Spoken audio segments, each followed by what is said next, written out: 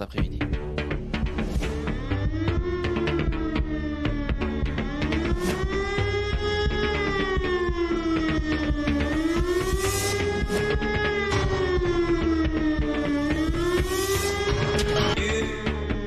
Christophe sur France Maghreb 2. Bonjour à toutes, bonjour à tous, ravi de vous retrouver sur France Maghreb 2, c'est parti pour votre émission de référence tous les jours de 16h à 18h du lundi au vendredi. Ça s'appelle le Grand Forum les amis, soyez-en les bienvenus jusqu'à 18h. Voici le programme pour aujourd'hui. On va beaucoup parler du président de la République aujourd'hui, mais on se posera la question, on lancera même un avis de recherche. Où sont passés les Républicains ? Vous savez, les LR, ce parti de droite. Seuls 89 sont qualifiés au second tour. 89 députés de droite, bien sûr. Le président Macron, qui fait tout sauf campagne, c'était déjà le cas, mais alors là, il se barre carrément à l'étranger, à croire que tout va bien, que les résultats sont parfaits pour l'élection législative. Où est le président Macron et pourquoi ne fait-il pas campagne ? Et puis on se posera aussi la question, on a entendu dire qu'il pourrait se déplacer peut-être dans les tout prochains jours en Ukraine, à Kiev, à l'invitation de Zelensky. Mais est-ce un bon choix que d'aller en Ukraine pour le président Macron avant la fin de sa présidence de la Commission européenne ? On en reparle dans quelques petites minutes, évidemment les amis, soyez les bienvenus. Bienvenue dans le Grand Forum, présenté par Christophe Rowe. Le Grand Forum. Avec évidemment vos appels au direct pour débattre avec nous au 01 40 33 9000 et puis un zapping très fourni aujourd'hui. On reviendra principalement sur la soirée électorale où il y a eu des moments très chauds, notamment entre Rachida Dati et Clémentine Autain, entre Beaune et Corbière, qui a été élu d'ailleurs dès le premier tour, et entre Sandrine Rousseau et Stéphane Le Foll. Ce fut un peu... ça s'est écharpé comme dans les cours de récré. Et puis on verra aussi, et je suis sûr que ça fera réagir notre Pierre National, que la Macronie n'arrivait pas à parler d'une même son de cloche par rapport aux consignes de vote. Il y a eu quelques confusions dimanche soir. On en reparlera à propos de ce fameux barrage républicain. Avec nous aujourd'hui, Pierre Henry, président de France Fraternité. Comment ça va mon Pierre ? Bonjour aux auditrices et aux auditeurs de France Maghreb 2. Bonjour à toi. Écoute, tout va bien. Voilà. Bon, c'est parfait. Et d'ailleurs, nous allons passer 2 heures ensemble. Oui, je crois, oui. Et j'espère que à la fin, tu iras toujours très bien. Ah ben pourquoi j'irai pas bien ? Qu'est-ce que ça veut dire ça, Pierre Henry ? Ah ben rien. Ça commence à menacer ? C'est pour te mettre en forme. Ah oui, tout va bien, t'inquiète pas, je te rassure. Mon Ali, il est là, directeur commercial. Comment ça va, mon Ali ? Pour le moment, je vais bien et j'espère dans 2 heures, je vais aller mieux. Bon, vous avez vu le prix de l'essence, là ? Oui, 2,20 €. Moi, je suis un peu effaré, oui. Mais bon, voilà. Ouais, et apparemment, ça va augmenter encore sévère cet été. Oui, malheureusement, juste pour information, ça augmente pour 2 choses. Le contexte géopolitique est là. La parité du dollar avec l'euro, qui est très forte. Du coup, même l'État, aujourd'hui, a du mal à maintenir parce qu'on incite comme une grande spéculation. Ce qui fait que je pense qu'on risque peut-être de terminer à 3 € avant la fin d'année. Oui, les spécialistes disent en tout cas. Oui. Prenez le train. Oui, prendre des trains, ça dépend où tu vas, Pierre. T'es gentil, mais tu veux prendre le train et après tu fais comment ? Mais c'est une provocation, évidemment. En plus, ça coûte évidemment, cher, le train. Je vais pas te priver de ta voiture, oui. Et de ton empreinte carbone. Oui, évidemment, évidemment, Christophe. Évidemment. Bon, alors on va démarrer tout de suite, les amis, avec notre premier débat à propos de Emmanuel Macron, qui devrait, selon certaines indiscrétions, se rendre en Ukraine. Et paraît-il qu'il devrait le faire d'ailleurs avant la fin de son mandat en tant que président de la Commission européenne. Mais la question est un bon choix au vu du contexte politique, au vu du contexte géopolitique ? Est-ce que Macron, le président français, puisse aller en Ukraine ? Qu'en penses-tu, mon cher Pierre ? Est-ce que ça serait judicieux pour le président Macron de partir en Ukraine ? La question n'est pas celle d'aller... c'est la mienne en tout cas. Oui, mais moi je vais te poser la mienne, si ça ne te dérange pas. Donc la question n'est pas de savoir si aller faire un selfie avec Zelensky à Kiev est une bonne chose. La question est de savoir si on se rend en Ukraine, à quoi cela peut-il servir ? Et en l'occurrence, il me semble que le président de la République, président de l'Union européenne en exercice, souhaite se rendre en Ukraine et à Odessa, précisément, avec le chancelier allemand et avec la présidente de la Commission européenne. Et pourquoi faire ? Pour essayer de débloquer, évidemment, l'approvisionnement en blé, notamment, qui est bloqué à Odessa et sur lequel Erdogan lui-même a tenté une médiation qui a échoué. Or, il y a là un enjeu majeur, un enjeu de sécurité alimentaire qu'il faut tenter. Donc, que le président de la République, encore une fois président de l'Union européenne en exercice, se rende en Ukraine pour être utile. Ça se termine fin juin. Pour être utile au monde entier. C'est oui, mais il faut écouter ce que je dis. Mais tu étais au téléphone, donc tu pouvais pas écouter. Tout faire, moi, dans cette radio, il faut choisir ce que tu fais. Non, je choisis pas, mon vieux. C'est mon travail. Non, justement, c'est ton travail. Donc, sur la sécurité alimentaire, je pense que c'est une très bonne chose. Ouais. Sur la situation, sur la situation alimentaire, uniquement. Mais encore une fois, il ne s'agit pas, je le répète une nouvelle fois, il ne s'agit pas d'aller faire un selfie à Kiev avec Zelensky. C'est pas de cela dont il s'agit. Oui, mais il s'agit d'essayer de réduire les conséquences de la guerre qui dure avec la Russie et qui a un impact terrible. Donc on se tape de ce que peuvent penser les Russes de cette visite. Qui a un impact terrible sur le reste du monde en matière d'approvisionnement alimentaire. Je rappelle quand même que la famine guette un certain nombre de zones dans le monde, et notamment en Afrique. Et donc, si on peut débloquer l'approvisionnement à partir du port d'Odessa, ça suppose évidemment de discuter en même temps avec les Russes. Et je rappelle que le fil n'a jamais été rompu. D'ailleurs, certains ont critiqué le président de la République pour maintenir le dialogue avec les Russes, avec Poutine. Zelensky lui-même s'est un peu moqué de cela en disant ça sert à rien. Moi, je pense que la diplomatie, elle sert à quelque chose, et que le président de la République est dans son rôle. D'accord. Ali, voilà. Est-ce que tu penses que c'est une bonne stratégie pour le président Macron, au vu du contexte international, au vu du contexte géopolitique dans cette région, que d'aller en Ukraine aux côtés de Zelensky, de s'afficher aux côtés de Zelensky ? Alors, depuis le début de ce conflit, on voit que la diplomatie a souvent été inexistante. Donc, la question qu'il faut se poser, et le président Macron doit peut-être présenter, je reviens sur ce que disait à l'instant Pierre, c'est que le président français se rend là-bas en tant que président de l'Europe ou bien en tant que président de la France. La France a toujours joué un rôle un peu d'intermédiaire, de neutre, de façon à pouvoir avoir un impact sur la diplomatie. Maintenant, s'il se rend en tant que président de la France, à mon avis, effectivement, stratégiquement et diplomatiquement, c'est pas forcément un bon signe, ça c'est mon avis. Maintenant, s'il va là-bas en tant que président effectivement de l'Europe jusqu'au 30 juin, et essayer peut-être de préparer, parce que le but, c'est pas simplement d'aller, comme disait Pierre, de faire un selfie, c'est la visite, elle sert à quoi ? Qu'est-ce qu'il va faire là-bas ? Et qu'est-ce qui va surtout se passer après ? Est-ce qu'il va là-bas simplement pour des considérations économiques ? Voilà, tout le monde effectivement prévient que tu as parlé au tout début de l'impact déjà effectivement au niveau du diesel et de l'essence et des futures pénuries qui vont arriver parce qu'elles seront malheureusement inéluctables. D'accord, donc ça je pense, un point relativement important. Donc, il va se présenter là-bas en tant que quoi ? Ça, c'est effectivement... Parce qu'à côté, il faut connaître la perception, effectivement, du côté de Poutine et comment la Russie va percevoir, effectivement, ce voyage d'éventuellement de Macron en Zelensky. Alors, maintenant, sur Zelensky en lui-même, c'est effectivement, moi, c'est un président qui, moi...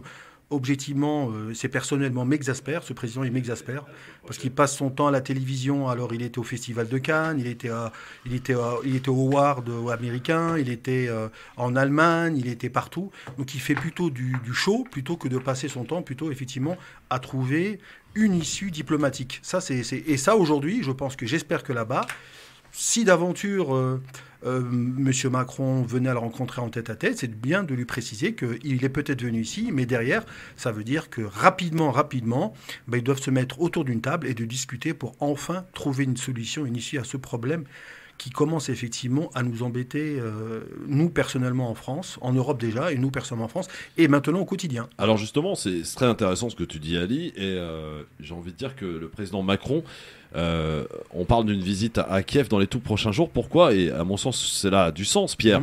C'est qu'il va y aller peut-être au nom de l'Europe et non pas au nom de la France. Et c'est vrai que ça change un peu la donne pour le coup. Tout à fait. Hein ? Mais il y va en tant que président français, président en exercice de l'Union européenne. Oui, mais c'est pas la même chose. Mais enfin, n'ergotons pas. Il est clair qu'il est dans une position institutionnelle qui lui permet à la fois de représenter l'Union européenne et évidemment, il est la voix de la France, il est la voix élue démocratiquement de ce pays et donc c'est d'une certaine manière indissociable. Encore une fois, alors moi, très sincèrement, je me garderais bien de donner des leçons à Zelensky, qui est passé du statut d'amuseur public à combattant de la première heure. On peut trouver qu'il en fait trop. Ça peut être un avis documenté. Toujours est-il que c'est un super communicant. Le problème, c'est que quand on rentre en guerre, une guerre qu'il subit, à un moment donné, il faut savoir aussi en sortir. Il ne peut pas y avoir de guerre indéfinie dans le temps. Tel que le souhaite ça risque de durer, Pierre. Joe Biden. Oui, il est clair que les Américains ont tout fait depuis le début pour que la guerre se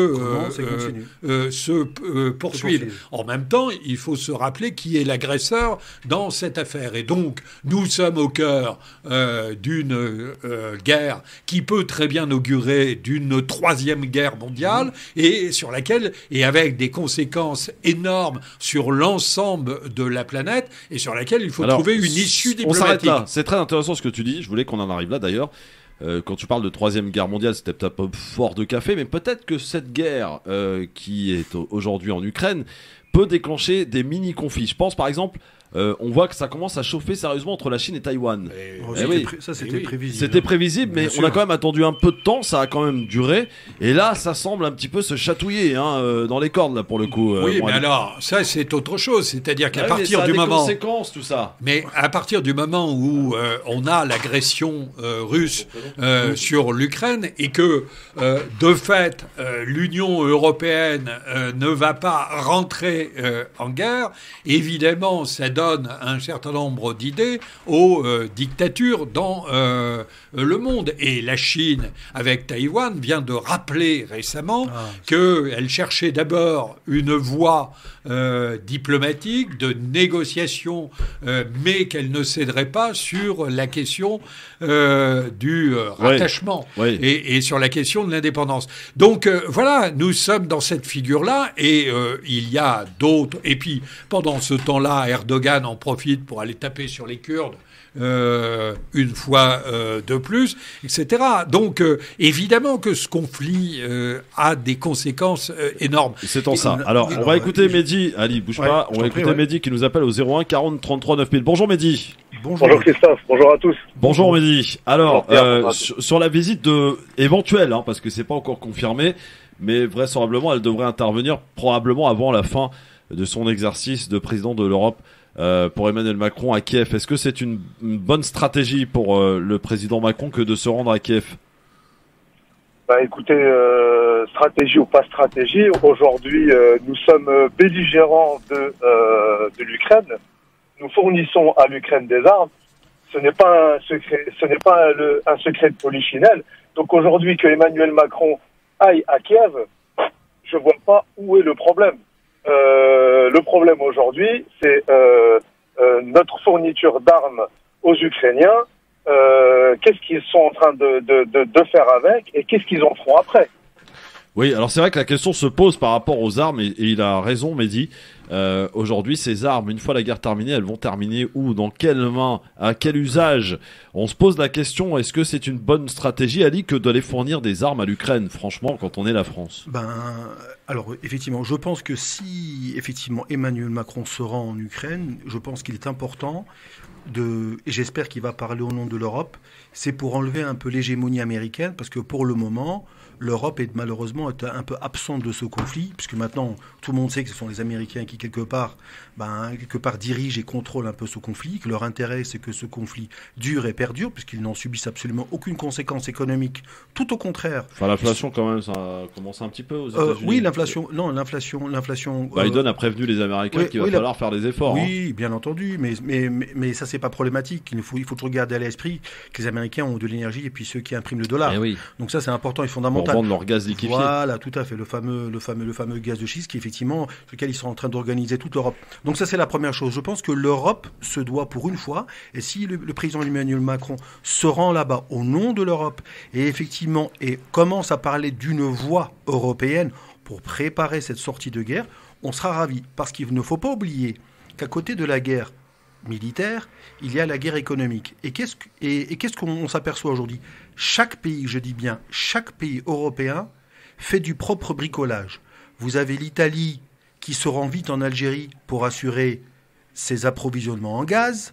Vous avez l'Allemagne qui va débarquer aussi rapidement en Algérie pour dire aux autorités algériennes « on voudrait bien aussi un peu plus de votre gaz ». Donc chaque pays essaye de se débrouiller. Donc l'Europe n'est pas unie. Si Emmanuel Macron se rend là-bas en Ukraine et qu'il parle d'une voix qu'il enlève un peu cette suprématie américaine, je pense qu'on pourra éventuellement commencer à éventuellement voir une issue de sortie de cette guerre-là qui, pour le moment... Puisque tu parles d'Algérie, Ali, pardon, oui. Une visite de Macron en Algérie est absolument inévitable.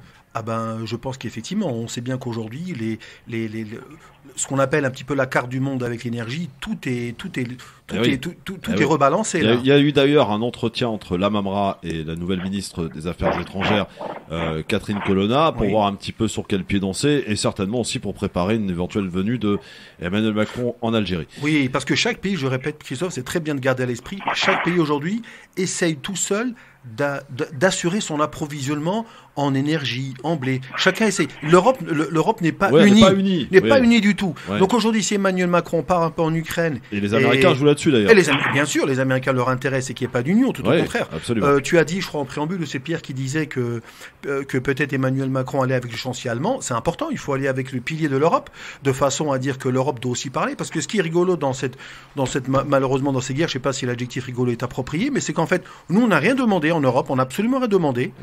Poutine ne nous a absolument rien fait, la Russie nous a rien fait, et on est en train de subir, on est en train d'importer des conséquences directes d'une guerre avec tout ce qui va arriver derrière, et là on risque effectivement d'avoir de gros soucis. Merci en tout cas Mehdi pour... je peux rajouter un dernier truc. T'as 30 secondes, vas-y.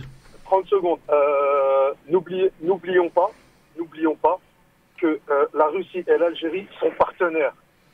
Oui, tout à fait. Tout ce qui est fourniture militaire pour les Algériens, et j'en passe sur beaucoup de choses. Oui, tu as raison, Mehdi. Est-ce qu'il ne faut pas oublier aussi autre chose? Je me pose la question, pourquoi le Premier ministre israélien, le jour où ça a commencé en Ukraine, est parti voir Poutine? Aujourd'hui, la Syrie est bombardée par Israël. On sait que la Russie, aujourd'hui, a des intérêts très stratégiques en Syrie. Aujourd'hui, le problème ne se réglera pas tant que le problème ne sera pas réglé en Syrie et avec l'Iran. Merci Mehdi, je suis obligé de te couper. Malheureusement, la pub étant là, il faut savoir l'accueillir, la pub. C'est important, elle nous fait manger. À tout de suite, on continue d'en discuter avec Pierre-Henri Ali. Le LGF, le grand forum avec Ali, notre directeur commercial, avec Pierre-Henri, président de France Fraternité. Ça va, Pierre, je te trouve inquiet aujourd'hui? Ah, pas du tout. Ah bon? Je te trouve un petit peu en deçà de ta forme. Non, pourquoi? Non, je sais pas, je te sens un peu soucieux. Tout va bien? Nullement, non. Non, très bien, ok. Non, ça doit être ta propre projection. Non, c'est pas de projection. Il revient d'un week-end de la montagne, donc il ne peut être il est oxygéné. Non, mais tout va bien. Moi, je m'oxygène en permanence.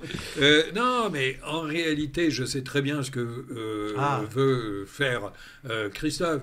Il veut me dire, est-ce que, Pierre, tu es inquiet du résultat d'Emmanuel Macron? Non, et donc, il faut que je lui réponde.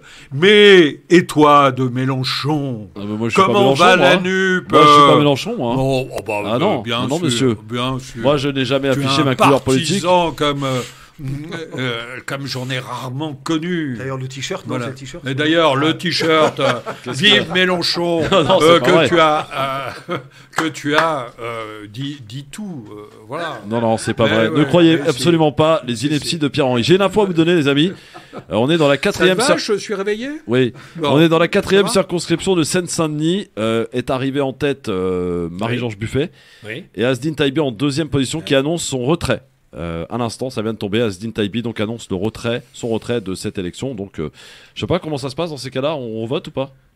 Oui, il y a Ça va être un 100%, seul quoi. électeur, il y a un seul candidat, Ouais. et ça va faire un Score à la taux. Corée, non? Oui, ça va Corée faire du un Nord, taux. Non, mais surtout, ça va être un taux d'abstention énorme. terrible, Ah oui, terrible. Déjà que la Seine-Saint-Denis est le département où on a le moins voté, et donc dans une situation comme celle-là, je comprends très bien qu'Azedine Taibi se retire, puisque en réalité, il y avait Il va une quitter le bataille. Parti communiste. Je vous donne l'info aussi. Et pourquoi il se retire? Bah, tout parce simplement, qu'il pense qu'il y a parce un que- gros écart et que voilà. Oui, et que, en gros, c'est quand même une division à l'intérieur de la famille communiste D'accord. Oui. qui... Ils lui ont fait du sale. Voilà, et donc, franchement, ça s'est beaucoup tapé dans la quatrième circonscription, Oui. Physiquement même. entre camarades. Ouais. Mais il faut imaginer que celui qui est arrivé première, en fait, une femme, Oui. soutenue par Marie-Georges Georges Buffet, Voilà. 31%. C'est vrai qu'on dit Buffet, mais... Azedine Taibi a eu 21%. Et le troisième, et ça c'est quand même inédit, c'est le Rassemblement National, avec 11% dans cette... En Marche qui se casse la gueule là-bas. Hein. Oui, alors En Marche a fait 9,8 et la candidate de En Marche a fait la campagne. Qu'on avait reçu d'ailleurs. C'était une bonne candidate qu'on avait reçue ici. Mais elle a fait une très bonne campagne, mais c'était injouable dans les conditions dans lesquelles elle était. Voilà. Et Ali Diawara a fait 8,5%. Et puis tous les autres sont en dessous de 5.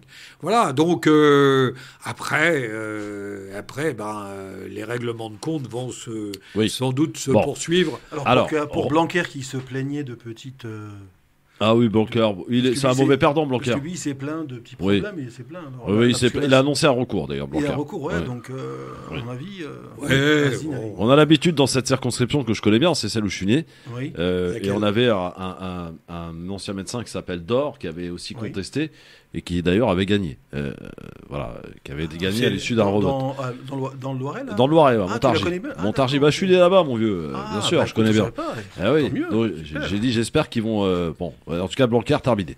Alors, revenons à nos moutons, les amis. Oui, alors on était sur effectivement Emmanuel Macron. Moi, j'aurais préféré que Zelensky vienne en France plutôt que Macron aille le voir. Parce qu'à la limite, faire l'Ukraine-Paris, et ça ne pose aucun problème de sécurité. Il aurait peut-être pu venir faire son... En général, c'est ce que les présidents font, en général, de pays qui sont en guerre, et plutôt ils se déplacent.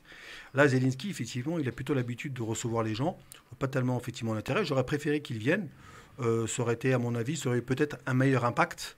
Et on aurait peut-être un peu inversé un peu les rôles. Et peut-être que la France, déjà, nous, notre pays, et l'Europe auraient pris un peu, peut-être plus de poids dans ce conflit qui, je l'espère, va bientôt trouver son issue. Hein. Alors, Pierre, sur ce que disait Ali, très justement d'ailleurs, sur une union, sur une désunion plutôt de l'Europe face à cette crise, on voit que chacun essaie de travailler avec ses partenaires, plus que jouer l'unité.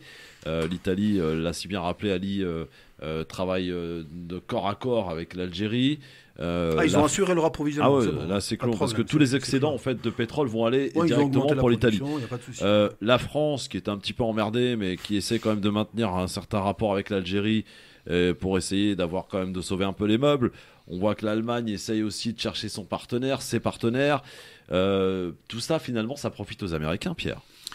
Alors, il est clair qu'encore une fois, les Américains ont joué... Arrête de casser tout, Pierre. Ont joué une guerre durable en Ukraine à partir de l'invasion russe. Et pour les raisons qui ont été soulignées tout à l'heure, les ventes d'armes... C'est une bonne chose d'ailleurs de vendre des armes à l'Ukraine.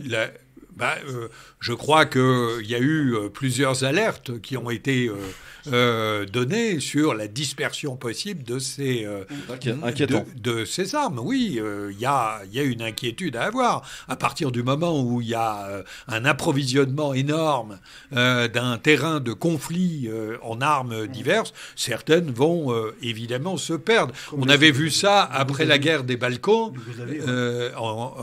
sur l'ex-Yougoslavie. Ça avait donné cela. Sur la question de l'unité européenne, c'est pas nouveau. L'Europe ne marche pas toujours d'un seul pas. C'est une évidence.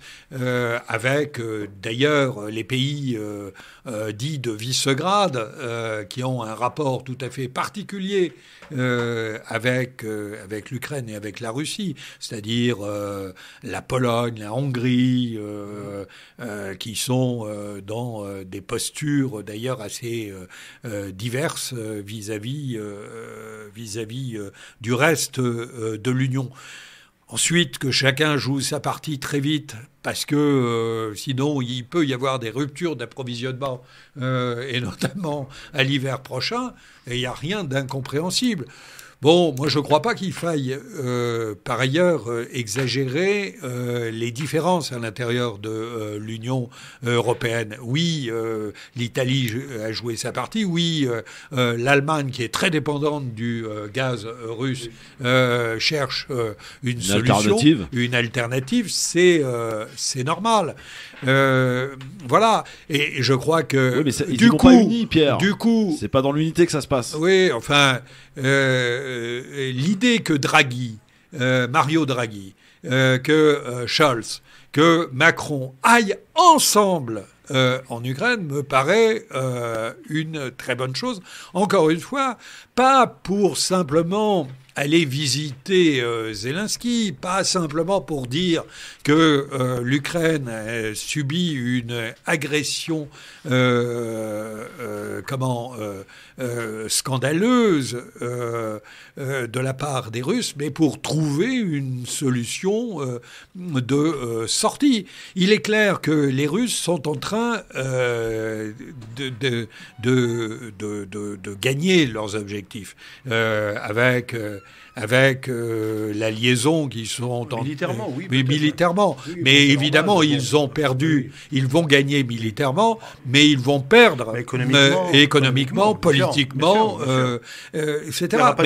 Mais voilà. Et donc, à la fin, il faut trouver une solution. Et donc, de ce point de vue, par rapport à ta première question, il me semble que ce déplacement est absolument indispensable si il est fait avec Draghi, avec Scholz, en concertation avec. Voilà. Mais pourquoi, moi, il a posé une question, effectivement, au départ, Christophe, mais pourquoi, moi, c'est bien, j'ai posé à 16h, on y répond à 16h35. Non, on progresse, les gars, je veux dire, c'est bien. Non, mais la question... Oui, mais tu as eu la pub entre-temps, tu nous as dit qu'il fallait faire manger. Mais la question, et l'histoire est là, pardon, pour nous le montrer, en général, c'est plutôt le président, moi, ça me paraîtrait plus logique que Zelensky se déplace. Pourquoi est-ce qu'on doit aller sur le territoire ? En général, quand il y a une guerre, c'est toujours le pays qui se déplace. Non, mais la symbolique est forte, Pierre. Que l'on soutienne. Non, mais tu peux. Oui, mais quel est l'intérêt ? Oui, mais le soutien, c'est pas au-delà même. Il est normal qu'on soutienne l'Ukraine, mais il est normal aussi qu'à un moment donné, il y ait un principe. Alors, c'est scandaleux, sans doute, ce que je vais dire pour certaines oreilles, mais il est normal qu'à un moment donné aussi, on dise à Zelensky que, on va l'aider à construire, à reconstruire l'Ukraine, de dire à Poutine que non, ça ne peut pas se passer comme ça, la Russie ne peut pas annexer un certain nombre de territoires, mais que là, il va bien falloir rendre compte que le Donbass ira à la Russie. Oui, mais alors, ce qui est important, effectivement, et j'espère que ce voyage au nom de l'Europe, c'est aussi important de la part du président Macron, de façon à véritablement imposer, parce que la politique étrangère européenne n'existe pas malheureusement. Chacun aussi a effectivement des intérêts, on les a vus divergents. La Hongrie, la Pologne, la Hongrie qui sera plutôt un peu malheureusement toujours encore... Viktor Orban est toujours un peu malheureusement toujours un peu pro-russe. Oui. La Pologne qui est anti-russe, qui est plutôt pro-américain. Oui, mais on voit que cette politique étrangère européenne, elle est inexistante. Elle est complètement. Donc chacun a des intérêts. Et on voit que puissance n'existe pas. Voilà. Et les Américains jouent beaucoup dessus. Et on voit qu'in fine, cette politique étrangère européenne, si aujourd'hui peut-être Emmanuel Macron peut l'incarner, ça serait effectivement magnifique. Bon. Est-ce que les Américains vont le laisser ? Moi, j'en doute. Alors, dans un instant, messieurs, dames, on lance un avis de recherche. C'est important, vous vous souvenez certainement l'avis de recherche de Patrick Sabatier, et bien on va le réajuster à l'année 2022. Où sont passés les LR ? Les LR. Ah ouais, les LR, 89 candidats de droite se maintiennent en deuxième position, et pas tous d'ailleurs favorables. On y revient dans un instant. Pourquoi la droite est-elle complètement décomposée ? À tout de suite. Le LGF avec Pierre-Henry, président de France Fraternité, et avec Ali. T'as remarqué Ali, Pierre, il se réserve vraiment pour l'antenne, hein, t'as vu ? Il donne tout. Puis il fait ses petites pauses, tu vois, de relaxation en antenne pendant les pages de pub. Il se relaxe, tout ça, il réfléchit à ce qu'il va pouvoir nous lancer. Voilà, il est extraordinaire, notre Pierre. Mais on l'aime tellement. Alors, Pierre-Henry, Ali... On lance un avis de recherche aujourd'hui au vu de ce qui s'est passé d'abord à la présidentielle. Le score de Valérie Pécresse, que je ne rappellerai pas ici, 4,80. Bon, elle a remboursé sa campagne, tout va bien, visiblement. Ouais, tout va bien. Les législatives, catastrophe pour la droite. Les LR, ils ont disparu. Pourtant, les LR étaient quand même extrêmement présents à cette élection. Je veux dire, c'était une élection qui était, pour beaucoup de candidats de droite, était importante. Et là, on voit qu'il y a 80, pas un de plus, qui sont maintenus au second tour. 80, pas tous d'ailleurs dans des positions favorables. Pourquoi ? Comment expliquer, Pierre ? Comment expliquer que la droite soit, à l'image des socialistes d'il y a 5 ans, tombée ?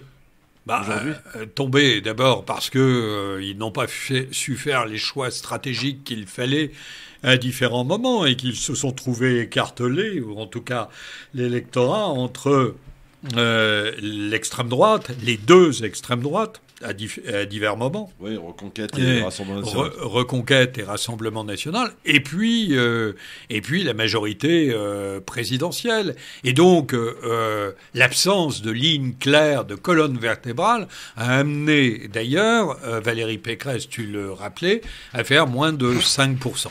Je trouve, moi, que le score qui a été fait par les LR au premier tour des législatives, finalement, n'est pas si mauvais que ça, parce qu'ils font 14%.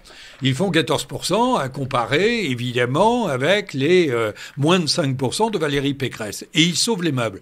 Et, qui plus est, dans le scénario où la majorité présidentielle n'aurait pas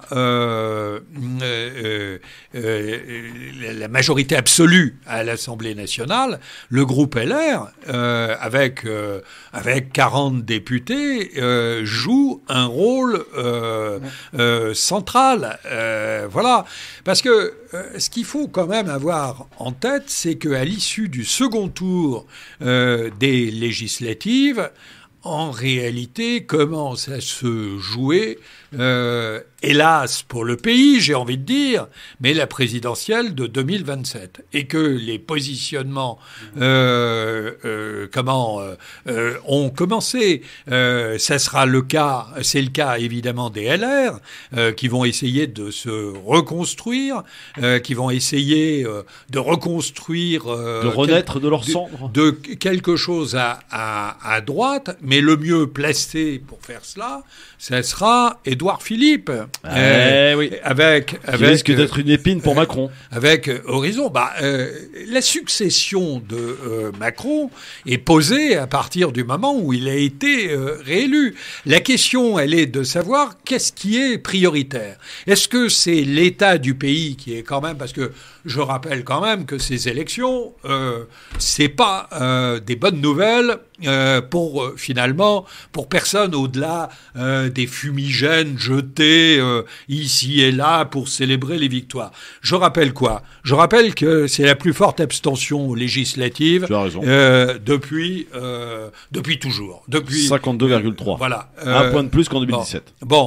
Donc, c'est pas une bonne nouvelle quand les gens s'abstiennent, c'est pas une bonne nouvelle quand la jeunesse s'abstient. Je rappelle que les 18-34 ans, plus de 3/4 des 18-25 ans ne sont pas allés voter. C'est donc dramatique. Ensuite, si on regarde les résultats en face, on a une vraie crise démocratique et au-delà des proclamations de victoire de la majorité présidentielle ou de la NUP, c'est un recul par rapport... Donc personne n'a gagné selon toi. Mais non, et surtout ceux qui perdent, c'est d'une certaine manière la vitalité démocratique dans ce pays. Moi, ce qui me préoccupe, c'est qu'en réalité, cette campagne a été d'une médiocrité totale. On n'a pas parlé des vrais sujets. Il a raison, Pierre, là. Et on a été dans la caricature. J'ai regretté que la majorité présidentielle ne mène pas campagne et sorte des arguments à l'égard de la NUP qui me faisaient penser aux arguments de la droite Giscard en 1980. Moi, je suis mort depuis longtemps. Voilà, les chars soviétiques sur les Champs-Élysées, la Corée du Nord, etc. Tout ça, c'est de la blague. Il y a suffisamment de choses. Bien la montagne, dis-moi. Il y a suffisamment de choses à dire sur les 650 mesures du programme NUP qui sont absolument pas financés. Si, ils sont financés.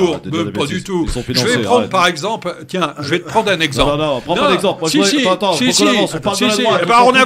On avance, justement. Eh bien, je vais continuer. Je prends un exemple. La retraite à 60 ans. Mais si on prend... Tu serais déjà à la retraite si c'était la NUP. Voilà. Si on prend les jeunes électeurs de Jean-Luc Mélenchon, qui sont souvent des urbains qui sont diplômés, qui sont éduqués. Mais enfin, si vous leur demandez la retraite à 60 ans, s'ils y croient, ils éclatent de rire. Personne ne croit à cette mesure. Pas une seconde. Et en plus, elle n'est pas financée. Elle coûte 100 millions, 100 tu milliards. reprends les langages de la majorité. Je voudrais qu'on écoute Christian Jacob. Christian Jacob. Sur les consignes de vote. C'est pas très clair non plus du côté de chez Jacob. Écoutez. Notre position, elle est conforme à la ligne qui a toujours été celle de notre famille politique. Aucune voix ne doit se porter sur les extrêmes. Les extrêmes, alors ça veut tout dire, parce qu'il y en a qui mettent les extrêmes, ils mettent la NUP dans les extrêmes, par exemple. Bien sûr. Voilà. Bien sûr. Ali, parce que Pierre a monopolisé la parole là. Alors, moi je pense que ce qui se passe c'est LR. Il y a bien si je monopolisais la parole, je continuerais. Pierre, ça suffit. Il y a bien un artificiel, un instigateur de tout ça, c'est M. Emmanuel Macron, depuis le début. Ah oui. Quand même, voilà. Si les Républicains ont explosé en vol depuis quelques années, effectivement, la tête pensante, quand même, qu'on le veuille ou non, preuve en est aujourd'hui, c'est Emmanuel Macron. Ça avait été puisque la preuve, pour les socialistes en 2017. Puisqu'en 2017, il ne faut pas oublier que la plupart des ministres qui ont eu les postes les plus importants, Bruno Le Maire, Gérald Darmanin, Édouard Philippe, venaient des Républicains. Donc ça voulait déjà dire que la famille politique, les Républicains, étaient déjà voués, effectivement, à quelque part, soit subir une révolution ou exploser. Il y a eu en plus les primaires, avec des primaires où on a vu des gens qui n'étaient pas du tout sur des vues de la société complètement différentes. Un Éric Ciotti avec un Xavier Bertrand, comme disait Pierre avant, je pense qu'il y en a un qui devait peut-être changer de boutique, pour ne pas le nommer Éric Ciotti, qui matin, midi et soir était en train de nous parler d'immigration, d'islam et de burkini, alors que Xavier Bertrand était plutôt sur des thématiques, on va dire, économiques. Donc quelque part, aujourd'hui, tout ça, ça arrange Emmanuel Macron. Parce que qu'est-ce qui va se passer de façon très simple ? petit à petit, c'est un peu comme un peu dans l'homosexualité, ils vont tous faire leur coming out. C'est quoi le rapport? Ils vont tous faire leur coming out, ils vont tous bon aller vers la République En Marche. Ils font tous leur coming out. Regarde, qui aurait pu penser que Éric Woerth allait passer du jour au lendemain chez Emmanuel Macron? Personne. Il a fait. Oui, mais c'est un coming out. Donc petit à petit, et ça aujourd'hui. Des manches gamelles, on appelle ça. Oui, mais qu'est-ce que tu veux, Christophe? Malheureusement, effectivement, tu as peut-être raison, c'est des manches gamelles, mais néanmoins, ces gens-là aujourd'hui, effectivement, ils n'ont pas de conviction. Il y en a qui, pour un poste, effectivement, demain matin, sont prêts. Donc, quelque part, aujourd'hui, tout ça, ça fait un petit peu les affaires, ça arrange un petit peu Emmanuel Macron, parce qu'il se dit, finalement, il y aura peut-être 50, 60 députés LR. Ces gens-là, qu'est-ce qu'on va faire petit à petit? On va un petit peu les dragouiller pour que petit à petit, on va peut-être en prendre un ou deux, et hop, on va le mettre dans le gouvernement, et tu verras que demain matin, les Républicains vont être amenés tout doucement à disparaître, malheureusement pour eux, même s'il y a des gens qui quelque part, quand tu entends Rachida Dati ou Xavier Bertrand, qui tapent un peu du poing sur la table. Franchement, Rachida Dati est pitoyable en ce moment. Ah oui, mais elle l'envoie là-bas pour faire le pitbull. Là, elle est vraiment pitoyable pour le coup. J'avais un peu de respect pour elle, mais là... Oui, mais pourquoi elle est invitée sur les... oui, pourquoi? C'est vrai, pourquoi? Je pense qu'elle est invitée... Le jour où quelqu'un lui posera la question de savoir où en est son enquête et sa mise en examen dans l'affaire Carlos Ghosn, ça ira peut-être mieux, mais au bout d'un moment, alors bougez pas, on se fait une petite page de pub, hein. Et on est de retour très vite. Et j'aimerais bien entendre vous, les auditeurs, au 01 40 33 9000. On va parler un peu là, pour le coup, on va rentrer dans le vif du sujet de l'élection législative, du deuxième tour, des projections, de qui a gagné, qui a perdu. Voilà, Pierre, tu as raison. La campagne a été désastreuse. Vraiment. On en reparle dans un instant.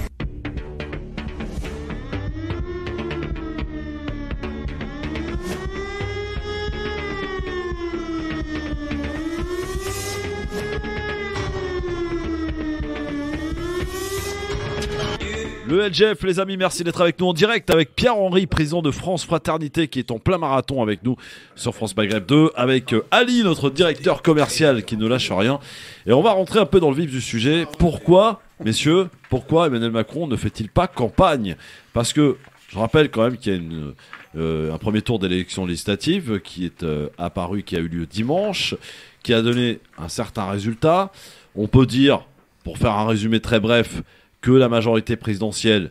Alors, on va rappeler quand même que cette majorité présidentielle, à l'image de 2017, a formé une alliance avec le MoDem, qui était déjà le cas, je crois, en 2017, mais il y a un nouvel entrant, et un nouvel entrant qui pourrait avoir son impact sur le quinquennat à venir. Horizon, le parti d'Édouard Philippe. Face à la NUP, on peut dire qu'ils ont fait quasi jeu égal. Voilà, on va dire comme ça, au niveau score. Mais attention, parce que c'est là où ça score, c'est là la particularité de cette élection, c'est qu'en matière de projection, ça nous donnerait de toute façon une majorité visiblement à Emmanuel Macron, mais pas une majorité absolue. Ça, il semble qu'on s'en écarte et qu'on se dirige plus vers une majorité relative. On rappelle, le seuil c'est 289. Oui. Il se pourrait que Macron n'obtienne pas ces fameux 289, puisque on parle de 260 à 300. Grosso modo, et pour la NUP ça pourrait aller jusqu'à 210. Voilà, alors écoutez, tiens, Jean-François Copé qui parle d'Emmanuel Macron, qui a son petit avis sur le sujet. Jean-François Copé qui ne connaît toujours pas le prix du pain au chocolat. Écoutez. Vous avez un président sortant qui ne veut à aucun moment débattre des sujets, ni ne dire en fait ce qu'il veut faire pour les 5 ans qui viennent, et qu'il gagne par défaut, et un jour ou l'autre on en paye le prix, et c'est ce qui va arriver d'abord par l'abstention massive, et puis ensuite malheureusement probablement dans la rue. Voilà, ça c'est l'analyse de Jean-François Copé, mais c'est vrai quand même que ça manque un peu de vision tout cela. Ali, ça manque d'horizon, si je puis dire. Jean-François Copé, je pense que là, sincèrement, il a résumé, je pense qu'il a raison. Regarde, quand tu réfléchis, 2017, Macron a été élu avec un programme qui n'existait pas, qu'on ignore. Ouais. 2022, une campagne présidentielle complètement absente. Preuve en est, hein. On a parlé de quoi? On a parlé encore des sujets périphériques, et on a parlé d'un type qui passait tous les jours sur CNews, là, qui finalement heureusement a pris une raclée qu'on verra plus, j'espère, avec son parti Reconquête. Mais on n'a pas parlé de projet pour la France, on n'avait absolument rien. Donc il n'y avait absolument aucun débat. Les débats, il n'y avait rien du tout, aucun débat, aucun échange. Et donc, il y a eu, quelque part, effectivement, il a gagné, effectivement, entre guillemets, par défaut. Maintenant, là où j'en veux un peu à Emmanuel Macron, c'est que ça fait depuis 5 ans qu'il est à la tête du pays. Aucun parti politique. La République En Marche, on voit que finalement, c'est des Playmobil, hein, parce qu'ils sont inexistants. Parce que voilà, il a un bilan. Si le bilan était si positif que ça, je pense qu'il pourrait le défendre sans aucun problème. Donc les députés se représenteraient et ils seraient réélus. Pierre a souligné au tout début que cette campagne a été effectivement une vraie catastrophe. Preuve en est, on a des taux d'abstention et qu'on le veuille ou non, le président est quand même responsable de cette situation-là. Qu'on le veuille ou non, les gens ne croient plus. Voilà, on a comme 52%. Dans un contexte économique, et là c'est là où moi j'ai peur, c'est qu'il sait pertinemment qu'aujourd'hui, on subit des éléments qui ne sont pas forcément internes au pays. Je m'explique. On a eu le Covid qui venait de l'extérieur, qui nous a montré que l'hôpital était dans une situation catastrophique et tout ce qui s'ensuit. Aujourd'hui, on a une guerre en Ukraine sur laquelle on n'a pas la main et qui est en train de créer en interne des problèmes aussi économiques et sociaux. Donc, quelque part aujourd'hui, je dis simplement, Emmanuel Macron est entièrement responsable effectivement de ce qui se passe aujourd'hui. Être à la tête d'un pays pendant 5 ans, ne pas mettre en place avec Christian Castaner et Richard Ferrand un vrai parti politique avec des députés en place qui maîtrisent leur circonscription, qui sont demain matin capables de défendre leur projet, aujourd'hui, qu'est-ce que l'on a ? On a une bataille de chiffres, oui, il est à peu près équivalent à la NUPS, à peu près, oui, on a fait à peu près les mêmes chiffres. C'est vraiment dommage, et moi, j'ai vraiment, vraiment peur qu'effectivement, on va au-devant de jours qui peuvent être, à mon avis, très, très, très délicats. Pierre, 78 députés sortants ont été éliminés. Mais oui, mais parce que je crois que ce qui est toujours en cours, c'est le dégagisme. Il y a... Ça, c'est trop facile, Pierre. Non. Réponds à ce que te dit Ali. On n'a pas de vision, on n'a pas de programme, on n'a rien. Non. Depuis 5 ans, d'abord, il y a eu une crise majeure, une crise sanitaire majeure qui a frappé l'ensemble des pays et sur laquelle nous avons fait face grâce à un État social, le quoi qu'il en coûte, qui a fonctionné. Le problème, c'est que, évidemment, un jour... Tu t'en fous de la dette qu'on laisse à nos enfants, toi.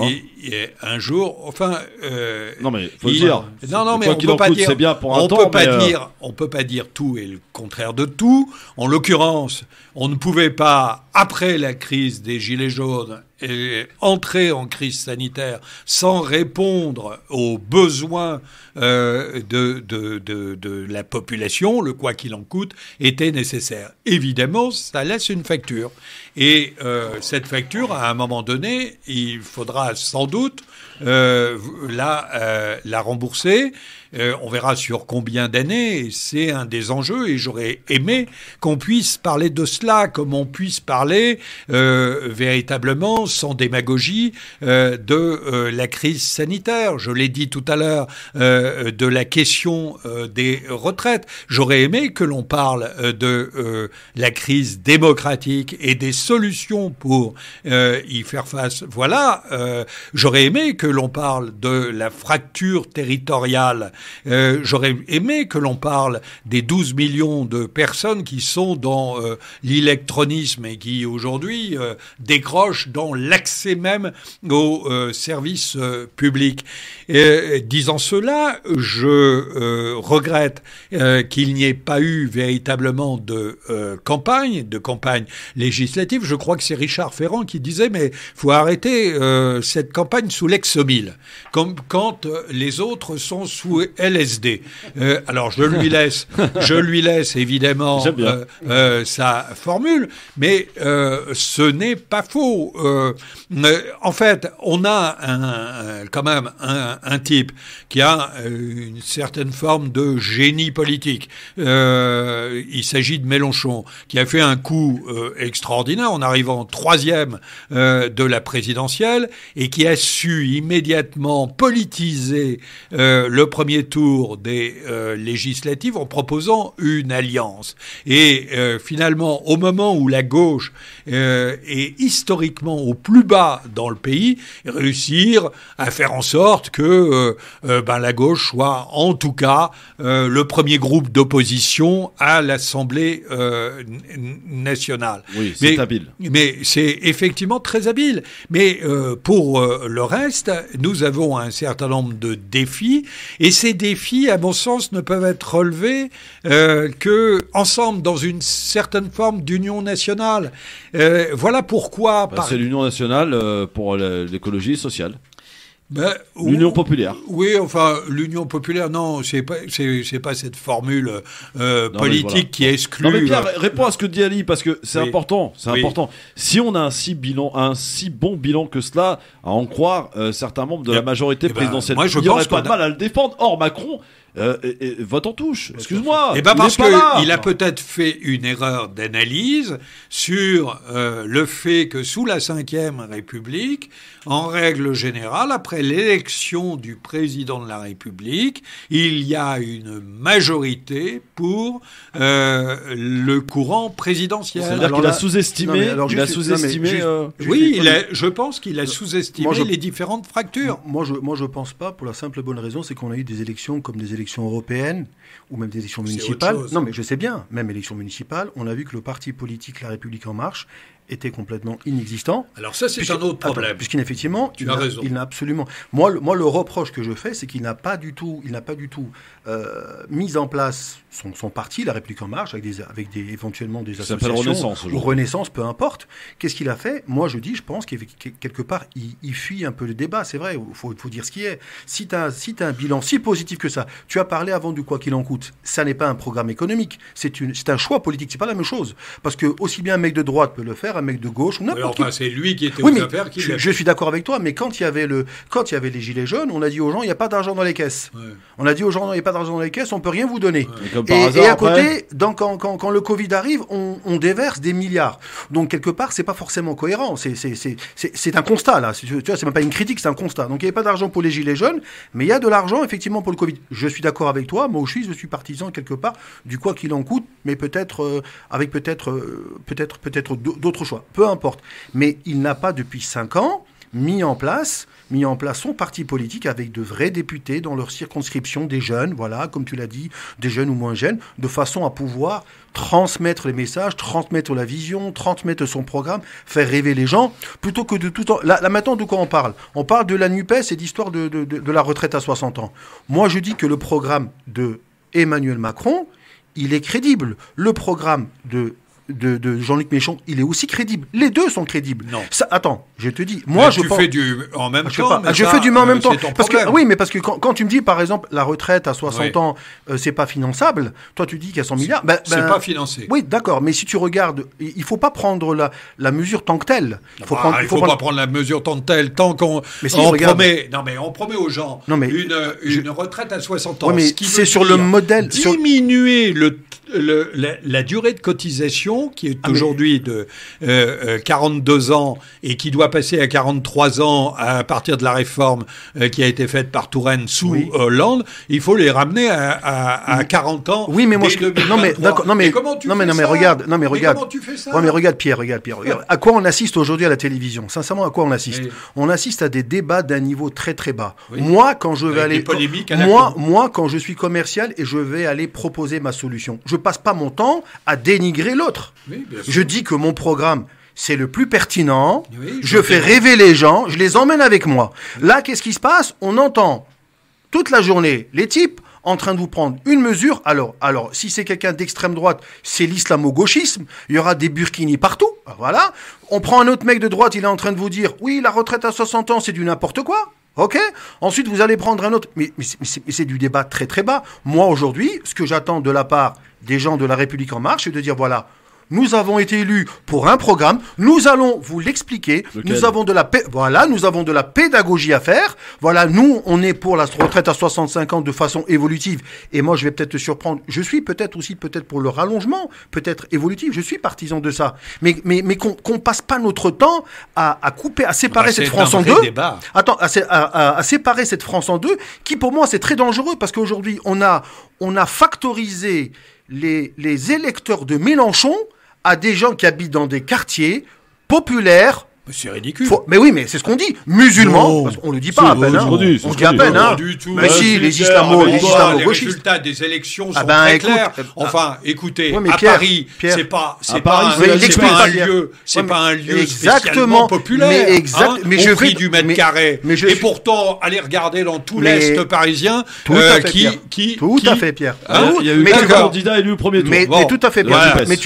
Avec un prix au mètre carré de 10, 11, 12 000 euros. Mais Pierre, non, mais tout mais va tu as bien. raison, exactement, Bon. tu as parfaitement raison. Mais ce que je veux dire par là, on ne Salut, peut pas Harry. aujourd'hui faire effectivement cliver cette France en deux en disant il y a quelqu'un qui est fou et si demain matin il prend les rênes du pays, c'est la catastrophe. Et à côté Emmanuel Macron et son gouvernement ou ses députés qui sont là. Regarde, un mec Mais comme Ali. Christophe. Attends, je te pose juste une question. Comment tu m'expliques qu'un Christophe Castaner, il était quand même, il avait des postes Oui, oui. éminemment importants. Bah oui, il était il ministre se de l'Intérieur. retrouve dans sa propre circonscription en ballottage en deuxième position. Un team comme Blanquer, qui était ministre de l'Éducation, Oui, mais il va se premier présenter. Le mec, il se fait laminer. donc, je reviens au dégagisme. Ah, mais En il est l'occurrence, devant mais ça- en l'occurrence, mais si vous regardez, Bah non, ça marche pas ton dégagisme parce si, que c'est Damien pas du Abad, par dégagisme, hein. exemple, Mais qui si, a ça subi marche. une affaire d'agression sexuelle, Mais si, Ben, ça il est marche. premier, il a 34, je crois. Voilà. Mais si ça marche, parce que si vous regardez, d'abord, La République en marche par rapport à 2017 est en recul. Ah oui, ça, Bon, est en recul. Le seul qui a progressé dans cette histoire, c'est le Front National. De plus d'1 million de voix Tout à fait. et qui probablement va Tu as se raison. retrouver. Mais on en parle moins, ça. Et c'est bien dommage parce qu'en réalité, le fait que le Rassemblement national est un groupe parlementaire, d'abord, a une conséquence sur le plan financier pour lui-même. Intéressant, ouais, Et bien sûr. puis, ils vont continuer leur stratégie de dédiabolisation vers 2027. Je disais tout à l'heure que face quand même, au monstre politique qui est Jean-Luc Mélenchon, monstre au sens, Oui, on a bien compris, oui. et il a vraiment de l'expérience du sens politique. Il n'y a personne. Ensuite, du côté de la majorité. Ensuite, deuxième élément, il n'y a pas de parti. Aujourd'hui, l'ensemble des partis, et c'est bien le problème de cette démocratie, sont vides. Il n'y a plus personne dans les partis politiques, nulle part. Et la forme parti politique, d'une certaine manière, est morte. Et c'est un vrai souci, parce que l'outil de transmission, l'outil de formation qui était le parti politique n'existe plus. La République en marche, vous tapez, vous cliquez sur un lien en 2017, vous êtes toujours membre, mais vous n'avez participé à aucune réunion. fait. Ce n'est pas la forme du parti Ouais, mais c'est bien. politique. Ouais, mais la responsabilité, elle incombe à qui ? Mais attention, les insoumis, d'une certaine manière, ça, je dis. c'est pareil Ah, ça, je sais sur pas. la forme du parti politique. oui. Donc, nous avons un problème avec les formes de la démocratie, la forme de délibération dont il faut absolument débattre. Est-ce que ça passe par une proportionnelle intégrale ? Est-ce que ça passe par Ce des qui arrangerait le référendums Rassemblement national, ça. hein. mais pas Ah, plus. c'est ce que Bah, le un peuple- peu quand même. hein. ce que le peuple veut. Mais, Ben mais oui, c'est au, ce bout que le d'un peuple moment, au bout d'un moment, il faut bien considérer, ou alors est-ce que ça passe par le vote obligatoire mais il y a des questions qu'il faut se poser et qu'il faut se poser tous ensemble. alors, moi, je peux te parce poser- que sinon, on ne va pas s'en Bon, alors, sortir. moi, je voudrais qu'on écoute Jamel, les enfants. Hein. Exprimez-vous librement dans l'émission quotidienne Le Grand Forum. Tous les jours, du lundi au vendredi, de 16h à 18h, Christophe Fro et ses chroniqueurs vous donnent la parole. France Maghreb 2, la radio du vivre ensemble. Et Jamel est avec nous. Bonjour, Jamel. Bonjour, Jamel. Bonjour, Jamel. Bonjour à tous les On auditeurs. t'entend pas, Jamel. C'est sûr, on l'entend. C'est ton casque bien. qui marche pas. Bah, Plus j'en sais fort. rien, mon vieux. Là, Oui, Jamel, on faites, t'entend. Vas-y. un bon soleil à tout le monde. Merci. Et un bonjour à tous les auditeurs et que tout le monde se porte bien. C'est gentil. Le plus important, c'est la santé. Bon, Ça, il y avait une chanson Moi, je comme voudrais- ça. C'était quoi? ouais. Moi, ce que je justement, voudrais suis en train de la remarquer, chercher. et on profite pour L'important, aussi c'est la passer le bonjour à tous santé. les chéris. Très bien. Alors, vas-y, Jamel, on y va. Ouais, moi, ce que je voudrais faire remarquer, c'est tous ceux-là qui vont en Ukraine, là, faire la visite Oh là là. le matin et rentrent le soir. On en a marre d'entendre qu'ils vont débloquer 10 milliards. L'autre, elle est partie le matin, la Wonder Woman là, de l'Europe. Là. Elle est arrivée le matin, le soir, elle revient en Europe et elle dit qu'elle débloque 10 milliards. Arrêtez de nous dire qu'il n'y a pas d'argent. Il y a de l'argent. L'Europe est riche. L'Afrique, c'est le tiers-monde. Ils sont pauvres. Regardez dans l'état où ils vivent. Ils sont à la ramasse. On leur dit c'est l'écologie. La France, elle est hyper riche. Et vous dire pourquoi. Un jour, j'ai fait une livraison à Versailles. J'étais en train de décharger le camion tranquille. il y a un monsieur d'un certain âge qui sort avec une belle Jaguar, elle est grosse là, avec double réservoir. Il me fait signe de la tête, je m'approche, je lui dis oui monsieur, il y a quelque chose. Il me regarde, il me dit tu veux pas arrêter de travailler? La France, elle est très riche. Voilà, c'est tout ce que j'ai à dire. Merci Jamel. Merci. Bon, c'est un peu éloigné du sujet. Non, alors pour revenir un peu effectivement à ce que disait, effectivement, il faut faire un peu d'histoire. Donc on voit qu'aujourd'hui, ce qu'on récolte, c'est effectivement la politique a mené depuis déjà effectivement 5 ans. Notre président Emmanuel Macron, on n'anticipe pas. Et aujourd'hui, moi, ce qui m'exaspère un peu, c'est qu'on est en train de passer notre temps à critiquer Jean-Luc Mélenchon. Moi, la question que je pose, c'est que si les résultats économiques, si les gens vivaient dans de meilleures conditions, si les gens n'avaient pas peur de l'appréhension, si le Covid n'avait pas démontré toutes les faiblesses que l'on a dans notre pays, au niveau des hôpitaux, au niveau des médecins, si on n'avait pas vu qu'effectivement l'éducation nationale rencontrait de grands problèmes avec le déclassement de la France, si on ne s'est pas rendu compte effectivement qu'aujourd'hui, avec le problème des migrants, on n'est pas capable de pouvoir gérer ces problèmes-là, si toutes ces solutions avaient été réglées, je pense que quel que soit l'homme politique qui s'était mis en face de Macron, il aurait perdu. Donc, qu'on le veuille ou non, le bilan de Macron parle pour lui. Donc qu'est-ce qu'on fait aujourd'hui? On est là à faire toute la journée du Mélenchon bashing. Moi, ce qui m'embête, c'est que les gens, et Pierre disait que les partis politiques n'existent pas aujourd'hui, c'est vrai, ils n'existent plus, il n'y a plus de leader, il n'y a pas d'idée, il n'y a rien du tout. Quelle est l'idée? Je te pose une question, toi Pierre, qui est plutôt tendance macroniste. Est-ce que tu peux me donner juste 3 axes du développement de ce que souhaite faire Emmanuel Macron pour la France de 2022 à 2027? 3-4 mots, voilà, pas plus. Oui, bien sûr. Oui. Souveraineté industrielle, Oui. Souveraineté énergétique, souveraineté européenne. D'accord. Alors, si on prend... Souveraineté énergétique, tiens, on s'arrête là-dessus, tiens. Souveraineté énergétique, tu prends un point par point. Souveraineté énergétique, il a fait un choix qu'il est ce qu'il est, hein, les EPR. Moi aussi, quelque part, je suis aussi favorable à ces mini-EPR. Hein. Après, au bout d'un moment, voilà. Voilà. Oui, Heureusement qu'on a le nucléaire. Heureusement qu'on a le nucléaire. Mais ça va quand même être, tu es d'accord avec moi, ça va quand même être un certain temps. D'accord. Tu parlais de souveraineté industrielle. Tu vas faire comment? Je ne peux me sortir de cette question que liée à la question européenne. D'accord. Évidemment. Non, mais je te pose une question, par exemple. Tu vois, regarde, aujourd'hui, on est au mois de juin, juillet. Ouais. On est en train de dire c'est Ali qui me remplace. qu'on va appeler de la main d'œuvre tunisienne pour suppléer tous les problèmes que l'on a. C'est un problème de quoi, ça? C'est de la plaisanterie. Mais bien sûr, bien sûr que c'est de la plaisanterie. Oui, mais ça va. Mais j'étais outré de cette annonce. Pourquoi j'étais outré? Non pas que parce que on aiderait nos amis tunisiens et qui en ont besoin, mais tout simplement parce que ça ne se fera pas. Écoutez, nous sommes dans une situation de fou sur cette question. Voilà. Une situation de fou. Nous avons des tas de gens qui ont besoin de formation, qui sont sur le territoire national et pour lesquels il faut simplement avoir un petit peu de courage, les mettre dans une situation de droit et de formation. Et on est en train de nous dire, on va aller chercher des gens en Tunisie sur des contrats temporaires. Et moi, ce que je peux vous dire, c'est que les outils, même pour les faire venir, on les a même pas. Alors, parce que l'OFII, par exemple, pour ne pas le citer, l'Office français de l'immigration qui est présent à Tunis, dont je connais parfaitement les dirigeants et je les salue d'ailleurs au passage, n'ont même pas les outils pour faire venir les gens. Et donc, qu'est-ce qu'on va provoquer? On va provoquer à Tunis beaucoup d'incompréhension parce que quand on donne de l'espoir comme ça, évidemment, on entend de l'autre côté de la Méditerranée. Et puis, à la fin, il se passe quoi?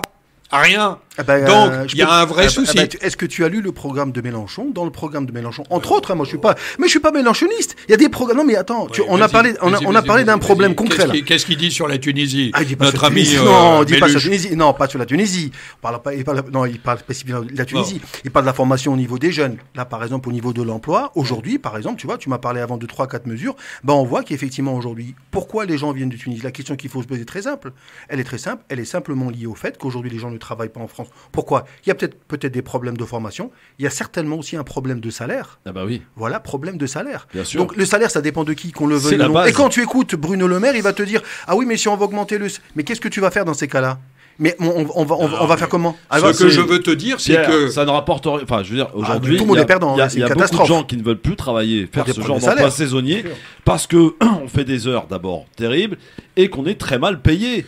Oui, alors il ne faut pas exagérer non plus. Non, parce c'est que, pas en d'exagération. Tu connais non, pas non, peut-être, Pierre. mais si, je le connais. travail saisonnier, Si, tu sais je combien connais. c'est d'heures par semaine, Mais combien on est bien payé, sûr. Pierre. Mais bien sûr que je C'est de l'exploitation, c'est de Mais- l'esclavagisme. Ah, mais au bout d'un moment, il faut aussi savoir ce que l'on veut. Ouais.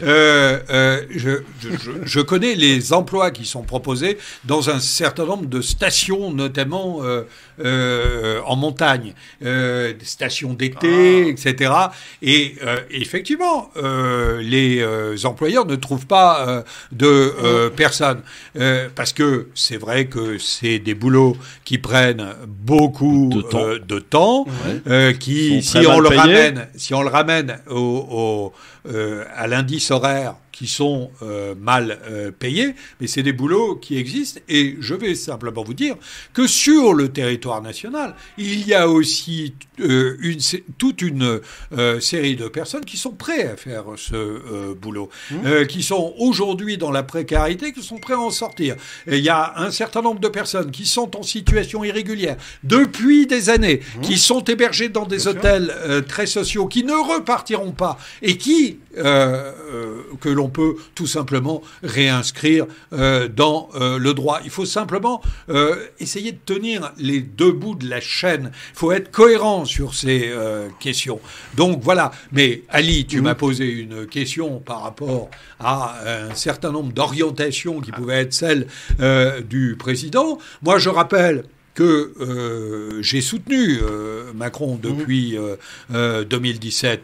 Mais je le dis aussi très clairement, souvent ça a été un choix par défaut, parce que je n'avais pas, n'avais pas d'offre politique. Bon, mais maintenant, il a fait un certain nombre de choses, il propose un certain nombre de choses avec lesquelles je suis d'accord. Moi, je suis plutôt d'un courant social-démocrate, mais je n'ai pas... Quelle est la mesure je suis orphelin Quelle est la mesure d'une formation, je suis orphelin d'un leader. Je peux te poser quelle est la mesure que dans le programme de Mélenchon qui te séduit? Il y en a comme 650. Il y en a pas une il y en a une ou deux. Non, je pense qu'il y a une question sur laquelle il faut absolument se pencher. Oui. C'est par rapport à la situation des jeunes de 18 ans à 25 ans et la question d'un revenu. Comment faut-il les faire accéder à l'emploi, à la formation et à un revenu de substitution. Et éventuellement poursuivre des études dans de bonnes conditions. Voilà, bon, ça c'est... Moi, la jeunesse, évidemment, qui est l'avenir du pays m'interroge, me passionne. Ah, c'est important, bien sûr. Et donc... il y a peut-être des voies à aller explorer dans ce que propose Jean-Luc Mélenchon. Mais d'une manière générale, je veux rappeler simplement que le programme de Mélenchon, les 650 mesures, et le programme de la NUP n'est pas financé. Bon, voilà, c'est tout. Après... qu'il y ait une certaine forme de romantisme. Parce que c'est pas vrai en plus. C'est pas vrai, Pierre-Henri. Mais bien sûr, c'est du mensonge, Pierre-Henri. Mais ce n'est pas du mensonge. Mais si, parce que je t'avais regardé pendant 5 heures les gens de la NUP qui t'ont expliqué comment ils allaient financer leur programme, t'as pas regardé. Donc tu peux pas dire aujourd'hui que c'est finançable. Comment ça, j'ai pas regardé? Mais comment ça, j'ai pas regardé? Normalement, c'est procès d'attention, c'est bon. Non, Thomas, tu voilà, tu reprends ta casquette. Jean-Luc Mélenchon. Jean-Luc Mélenchon. Non, mais regarde. Non, c'est pas mais regarde, on ne peut pas, par exemple, tu peux pas dire, par exemple, le programme de Jean-Luc Mélenchon n'est pas finançable. Tout comme, effectivement, quelqu'un va dire que toutes les mesures que va prendre Emmanuel Macron ne sont pas bonnes pour le pays. Je pense qu'il y a des mesures, et moi je suis plutôt partisan d'une union nationale, c'est mon avis, je pense, faire un peu à l'allemande. Bon. Je pense que dans des situations difficiles... Je vais la faire à l'allemande vite fait, moi c'est l'heure de la pub. À tout de suite les amis, et dans un instant le zapping, il y aura de quoi discuter aussi, vous allez voir. Restez avec nous et vous pouvez nous appeler au 01 40 33 9000, à tout de suite. Restez avec nous, le Grand Forum revient dans un instant sur France Maghreb 2. Le Grand Forum. Le Grand Forum, les amis, avec Ali, avec Pierre-Henri, et vous pouvez nous suivre sur les réseaux sociaux aussi, sur le LGF, sur Twitter, le Grand Forum FM2, sur Instagram, le Grand Forum FM2, et sur Christophe, le Grand Forum, sur Facebook. Tiens, je vais vous donner une mesure, a priori, qui semble faire son consensus au sein de la majorité présidentielle pour répondre aux questions du pouvoir d'achat. Vous vous rappelez de ce fameux chèque de 100 € qui avait été distribué à toutes ces personnes qui gagnent moins de 2000 € en France? Ils étaient 32 millions. Est-ce qu'il n'y a pas un problème, Ali? Comme je te l'avais souligné au début, la France, on est quand même 6e ou 7e puissance mondiale. Dire qu'aujourd'hui, il y a plus de 30 millions de gens qui gagnent moins de 2000 € et vont accepter un chèque de 100 €, je prouve qu'au contraire, c'est une faiblesse et ça montre l'état dans lequel se trouve aujourd'hui notre pays. T'imagines qu'il y a des gens, 32 millions, qui vont attendre un chèque de 100 €. C'est-à-dire qu'on appelle ça comme on veut, c'est de l'assistanat, c'est de la subsistance. Limite, c'est les gens, ils sont en train de quémander pour avoir 100 €. Qu'une mesure comme ça touche des gens qui sont dans des conditions très faibles, mais au contraire, je pense que ces 32 millions, au contraire, ça doit plutôt alerter le pays et montrer qu'on est dans une situation très, très, très critique. Pierre ? Non, mais qu'il y ait un chèque de 100 € de manière... Ça ne te pose pas de problème ? Non, ça ne me pose pas de problème. Alors, il faut être clair. Tout le monde était très inquiet devant la hausse, par exemple, de l'énergie et de l'essence à la pompe. Ou du gasoil à la pompe. Et donc, en se disant, mais ça va provoquer des jacqueries. Et donc, pour éviter les jacqueries... les jacqueries. Oui, des jacqueries, oui. C'est un langage très, très ancien, les jacqueries. Non, simplement, il y a eu dans ce pays, il y a une longue tradition de jacqueries dans ce pays, c'est-à-dire de révoltes, et qui à l'époque étaient les révoltes paysannes, les révoltes contre l'impôt, les révoltes contre la famine. Et donc, on se posait cette question. Et donc... le gouvernement a sorti l'idée d'un chèque pour pallier à ces augmentations. Le problème, c'est que, évidemment, l'augmentation dure et la question d'un nouveau chèque, faute de pouvoir faire descendre le prix à la pompe, se repose. Alors, la question, c'est vers qui ? Évidemment, vers les personnes qui en ont le plus besoin.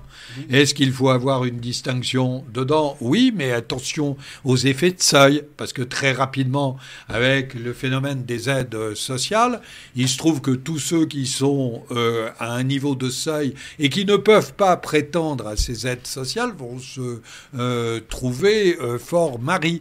Donc, tout ça est extrêmement compliqué. Mais moi... je n'ai rien contre le fait qu'à différents moments, le chèque puisse venir pallier à un certain nombre de difficultés, mais le vrai sujet, c'est comment on fait pour éviter... les jacqueries. Moi, ce qui m'embête, Pierre, c'est le nombre. On a plus de 34 millions de gens, donc ça veut dire que la France est appauvrie, parce que le Premier ministre... ça veut dire que c'est une mesure qui n'a pas été... Non, la France est appauvrie économiquement, qu'on le veuille ou non, 2000 €, la France est appauvrie. Ça veut dire qu'on n'a plus des classes moyennes, on a des classes moyennes qui sont... Qu'est-ce que tu appelles les classes moyennes? Alors, soyons clairs, parce qu'il y a eu des débats sur qui est-ce qui est riche. Oui. À partir de quel seuil on est riche? À partir de quel seuil on est riche? Comment on appartient à la classe moyenne, on va dire supérieure, inférieure, ou est-ce que tu mets... la barre. Alors moi déjà, si Hollande disait 3000, 4000. 4000 €. On est riche. 4000 €. Et d'ailleurs, Mélenchon dit ça aussi. À partir de 4000 €, je prends pas tout, mais beaucoup. Alors, si tu écoutes. Alors, Ali, tu es menacé. Pierre, je t'arrête tout de suite. Si tu payes à l'équivalence aujourd'hui, quelqu'un qui gagne 4000 € sous Mélenchon, il payera moins d'impôts que sous Macron. Alors, si tu écoutais ce que disait une interview d'Emmanuel Macron, quand on lui a posé la question par rapport aux revenus, il disait par exemple que dans Paris, on ne peut pas vivre avec un salaire en dessous de 3000 € par mois. Oui, c'est Oui, Emmanuel Macron l'a dit. On a 32 millions de gens, 34 millions, qui gagnent moins de 2 000 euros. Donc, t'imagines, ça veut dire qu'on a 50% de ce que, à l'époque, le candidat pensait en termes de revenus pour pouvoir vivre. Et attention, il disait 3 000 euros, c'est le minimum, hein. Il disait pas qu'on était riche, hein. Si on est seul, si on doit accéder à un logement, mais même alors si on a des, alors t'imagines, et aujourd'hui on a 30, moi ce qui m'importe, c'est pas qu'on donne 100 euros à des gens. Moi, ce qui m'importe, c'est qu'on donne 100 euros à un nombre aussi important. 34 millions. Tu le sais très bien. Non, mais ça... Tu sais très bien, il y a suffisamment de gens qui sont... Rapproche-toi du micro, mon vieux. Il y a suffisamment de personnes dans ce pays qui sont au seuil de pauvreté sans qu'on en invente de nouveaux. Donc, grosso modo, il y a 8 millions de personnes qui vont à l'aide alimentaire aujourd'hui, qui sont au salaire, au revenu médian, et au seuil de pauvreté qui est calculé aux alentours de 1100 euros. Oui, mais on a des marqueurs aujourd'hui. Tu prends par exemple, tu as des marqueurs très simples. Tu prends tous les hard discounters allemands, les Lidl et les Aldi aujourd'hui, ce sont des magasins qui cartonnent. Oui. Les gens n'allaient pas chez... Il y a 20 ans ou il y a 15 ans, quand Lidl et Aldi ont attaqué le marché français, au départ, ils étaient sur ce qu'on appelle vraiment le hard discount. Les gens n'allaient pas à la base. Aujourd'hui, tu vas dans un magasin Lidl et Aldi, ils ont conquis la France. D'ailleurs, chaque année, ils sont numéro 1, puisqu'ils cartonnent même des fois les grandes surfaces. Bon. Donc ça veut dire quoi? Ça veut dire qu'on le veuille ou non, le pouvoir d'achat, et c'est pour ça que la NUP certainement cartonne, le pouvoir d'achat en France, qu'on le veuille ou non, a fortement diminué. Mais de toute manière, chacun voit bien en allant faire ses courses que tu y vas des fois la facture... Tu y vas? Oui, j'y vais des fois, J'y vais des fois, il n'y a aucun problème. Je m'achète des fraises là en ce moment. Elles coûtent cher, les fraises. Les gariguettes. Elles sont très chères. Elles sont très chères. Ouais. Et les cerises, je les ai vues à 10 euros le kilo. Alors, les cerises, n'en parlons pas. Évidemment. Non, mais sérieusement, quand on va faire... Mais on rentre dans une boulangerie. Moi, je suis un petit peu gourmand, c'est pour ça que je cours tous les matins pour pouvoir prendre ma pâtisserie à partir de 5 heures. Mais quand on prend aujourd'hui une pâtisserie et qu'on voit qu'elle est entre 2,50 € et 3,50 €... tu me donnes l'adresse, moi c'est beaucoup plus cher. Hein. Oui, mais on n'habite peut-être pas les mêmes quartiers, mon cher Ali. Voilà, donc... non, c'est vraiment terrible. Non, c'est très très cher la pâtisserie. Bon allez, zapping les enfants, c'est parti, jingle. Je crois que vous avez certaines choses à me dire. Vous alliez le faire gagner parce que c'est notre projet. C'est insupportable, enfin, votre attitude. Mais enfin, ça va pas. Il faut que la police tire à balles réelles dans ces cas-là. Ne pas s'asseoir sur une chaise rouge parce que le rouge serait la couleur du diable. J'ai grandi et baigné dans l'islam. El Hamdou, je le connais par cœur. D'accord. Ça va. C'est insupportable votre attitude sur les plateaux de télévision. Je vous demande de vous arrêter. Je vous demande de vous arrêter. Vous croyez qu'ils oseraient venir ici? Bon, ça ose tout. C'est pas ça qu'on le connaît. Alors dans le zapping, on va beaucoup parler de cette soirée électorale qui a été extrêmement tendue. Je vous propose d'écouter 3 moments forts de débats assez houleux. Avec le premier, Rachida Dati, pitbull envers Clémentine Autain. C'était sur TF1, écoutez. Je vous avoue que je trouve pas le débat à niveau par rapport aux préoccupations des Français. On va vous laisser. Et j'ai vraiment un sentiment de Muppet Show là, vous voyez, à ma droite. Donc, on va vous laisser entre vous, entre gens qui votaient ensemble, on représente 40%, s'il vous plaît. Donc pas de mépris. Vous faites 25%. C'est un désaccord. Avec toutes les gauches. C'est un désaccord. Pas de mépris. Non, mais je comprends que vous soyez... Il y a des soirs de défaite, il y a des soirs de victoire.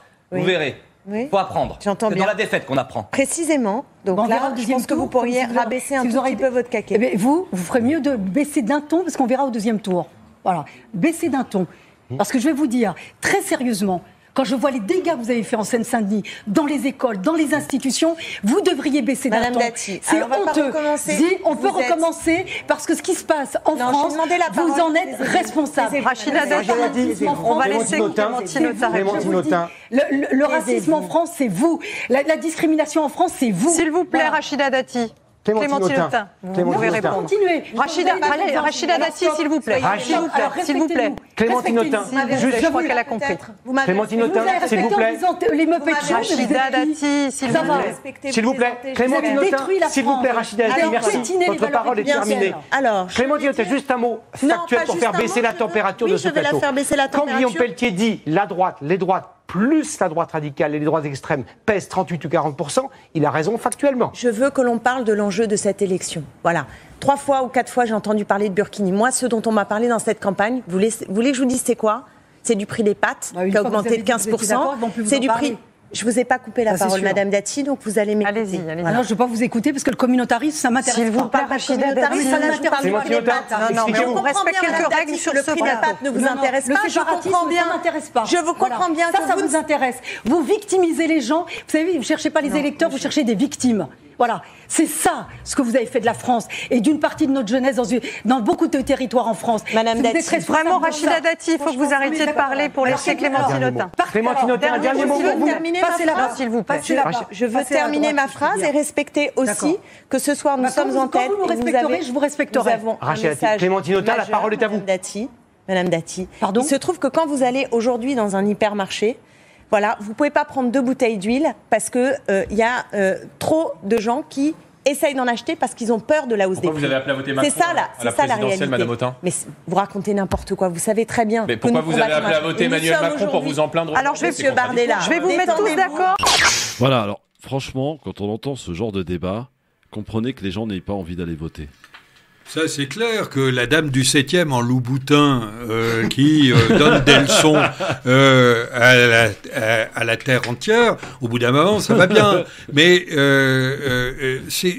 les médias adorent aujourd'hui Rachida Dati parce qu'elle fait le show en permanence. C'est Madame Sulfateuse. Voilà. Mais enfin, sa famille politique, elle ferait mieux de se consacrer à la reconstruction de sa famille politique, parce qu'au bout d'un moment, ça devient un petit peu pénible parce que trop systématique. Alors, autre moment parce que fort, là, sincèrement, c'est quand même honteux de la part de gens qui nous donnent des leçons, en général, sur le civisme, de se comporter comme ça sur des plateaux télé, allant dans l'émotion, l'invective, l'insulte. Elle devrait plutôt venir à Radio France Maghreb, on va peut-être lui apprendre à débattre, parce que même si on venir. Parce que même si nous on débat, si on n'est pas d'accord, on n'est quand même pas à ce point d'arriver. T'imagines un peu qu'est-ce qu'elle a dit, c'est de votre faute, si le pays dans cette situation, le racisme c'est de votre faute, vous avez détruit le pays. Franchement, moi à sa place, que c'était Mélenchon et Lanusse qui étaient aux manettes. Voilà, moi à sa place, sincèrement, j'aurais un peu honte, mais comme l'a dit justement Pierre aujourd'hui, je pense qu'on est plutôt dans des émissions de show. Même le commentateur et les deux qui, je sais pas si c'est des gens très aguerris, n'arrivaient même pas à les retenir. Et en plus, elle habite soi-disant dans le 7e, où normalement on se vouvoie, on a un minimum d'éducation, on a le droit de pas être d'accord, mais aller dans l'invective et l'insulte, sincèrement, c'est vraiment pitoyable. Et rien que pour des raisons comme ça, dans une entreprise, je pense que les collaborateurs auraient déjà été remerciés. Parce qu'au-delà de la compétence qu'elle n'a pas, elle a aussi un problème de comportement. Oui, mais elle a un problème de comportement. Mais honteux, qui est encouragé, qui est encouragé très sincèrement par les médias. Il l'adore. Il l'adore parce que elle arrive sur un plateau et elle flingue absolument tout ce qui. Dans un instant, on écoutera Sandrine Rousseau et Stéphane Le Foll. Mais au passage, ça veut dire aussi que les femmes ont souvent un rapport aussi au pouvoir auquel les mecs n'ont rien à envier.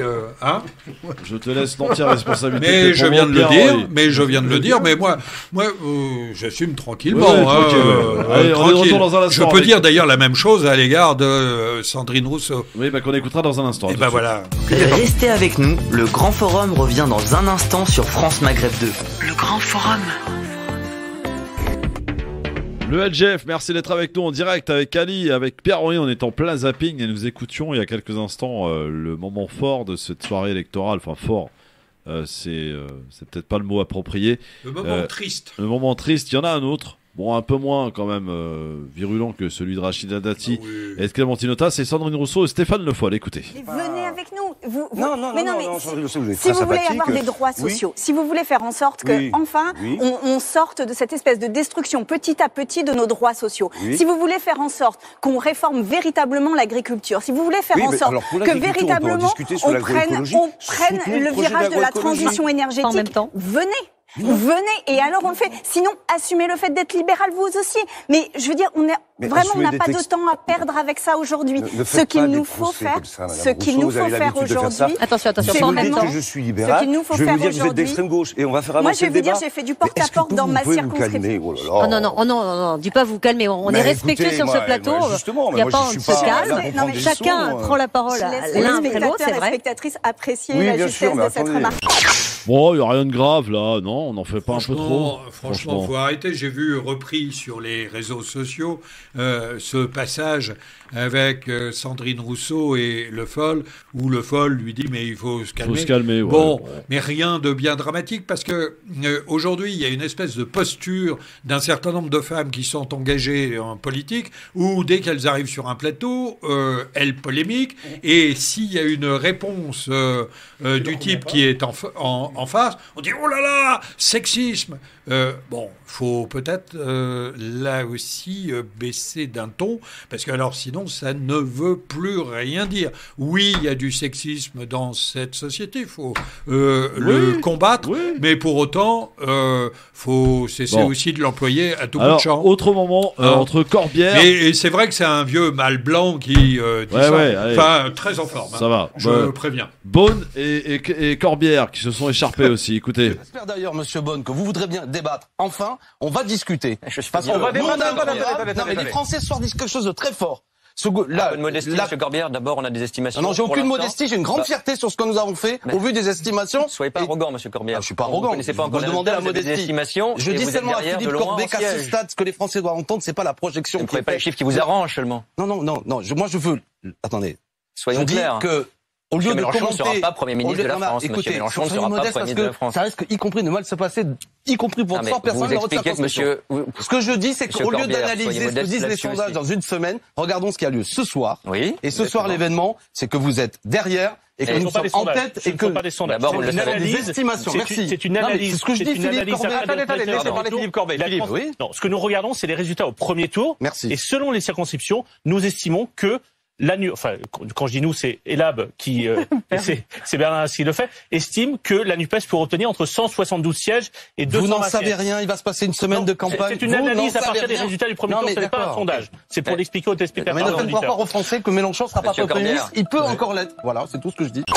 Voilà, bon, Corbière qui a été réélu au premier tour, rappelons-le, donc de cette élection. Voilà pour ces moments forts. Je voulais vous faire écouter un truc, les gars. C'est la Macronie qui ne parlait pas de la même voix à propos des fameuses consignes de vote au cas, et il y en a quand même quelques-unes, où il y aurait un affrontement entre la NUPES et le Rassemblement National. Je crois qu'il y en a 58 de mémoire. Écoutez un petit peu les différentes personnalités qui se sont exprimées sur les plateaux de télé dimanche soir. Je le dis très solennellement, l'extrême gauche est un danger aussi important que l'extrême droite. Aujourd'hui, je le vis dans ma chair depuis non seulement le début de cette campagne, mais depuis 5 années maintenant. Je l'ai toujours dit à titre personnel, moi je n'ai jamais mis de signe égal entre la NUPES, même ce que je considère comme étant l'extrême gauche, c'est-à-dire Jean-Luc Mélenchon aujourd'hui, et le Rassemblement National. Le candidat de la gauche ou le candidat du Rassemblement National? On verra quelles sont les situations locales qui se présentent. Moi je vous ai répondu, c'est très clair. Non, mais je vous dis, on verra les situations locales qui se présentent, quels sont les candidats qui sont en place, et il y a des positions qui seront prises. Très bien, donc, au moins c'est si le candidat est d'origine... Non, je vais être extrêmement clair ce soir, pas une voix ne doit aller au Rassemblement National. Et partout, nous appelons à faire battre les candidats de l'extrême droite. C'est notre ADN, on s'est construit là-dessus. Sur des résultats qui ne sont pas définitifs, ça va bouger toute la soirée. Mais c'est une question qu'on pose tout de suite après le premier tour. C'est une question qui concerne très peu de circonscriptions. Donc moi, je veux bien qu'on tire des généralités sur 2 ou 3 ou peut-être une dizaine de circonscriptions. Je crois que ce sont des débats locaux et ça n'est pas ce soir un enjeu national. Ça parlait pas de la même voix quand même, avec Olivier Grégoire qui est la porte-parole du gouvernement qui ignore qu'il y en a 58. C'est pas un petit peu quand même. Oui.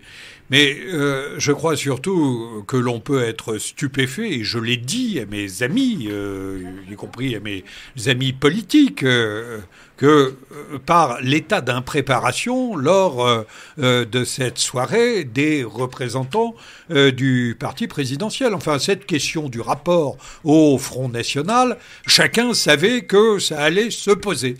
Or, il faut avoir une colonne vertébrale. La colonne vertébrale est très simple. Moi, j'ai passé mon temps à essayer de convaincre mes amis de gauche qu'il fallait voter Emmanuel Macron lors de la présidentielle pour faire barrage au Rassemblement national. Jamais je ne ferai un signe égal entre le Rassemblement national et les formations de gauche qui appartiennent à l'arc républicain. C'est très simple. Alors ensuite que l'on me dise, c'est ensuite que à l'intérieur de la NUP et parfois de LFI, il y ait des gens qui aient pris des positions assez étranges. C'est possible, mais il y a une position nationale qu'il faut prendre et qu'il fallait prendre dès le soir de l'élection, qui est de dire, en fait, il fallait faire une Mélenchon, pas une voix pour le Front National. Très bien. Point barre. Point barre.